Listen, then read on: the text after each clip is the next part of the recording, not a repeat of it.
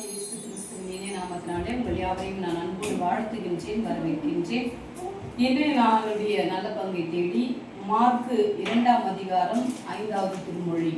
இயேசு அவர்கள் விசுவாசத்தை கண்டு திமிர்வாதக்காரனை நோக்கி, மகனே, உன் பாவங்கள் உனக்கு மன்னிக்கப்பட்டது என்றார். இந்த பகுதியிலே 4 பேருடைய விசுவாசத்தையும் அன்பையும் இரக்கத்தையும் கண்டு ஆண்டவராகிய இயேசு கிறிஸ்து முடக்குவாதம் உற்ற அல்லது திமிர்வாதக்காரன் என்று சொல்லப்படுகிற ஒருவருடைய வியாதியை குணமாக்குகின்றார். இன்றைய நாளில் கூட நாமும் கடவுளிடத்திலே அன்பாய் இருப்போம் என்றால், நம்மோடு இருக்கிறவர்களுக்கு ஒரு இழப்பு அல்லது ஒரு கடினம், ஒரு வியாதி ஏதேனும் வரும் பொழுது அவர்களை தேற்றுகிறவர்களாக, அவர்களுக்காக இறைவேண்டல் செய்கிறவர்களாக, அவர்களுக்கு பாதுகாப்பாக நாம் இருப்போம் என்றால், ஆண்டவர் நம்முடைய விசுவாசத்தையும் அவர்களுடைய அன்பையும் பார்த்து அவர்களுக்கு குணமாக்குவார்.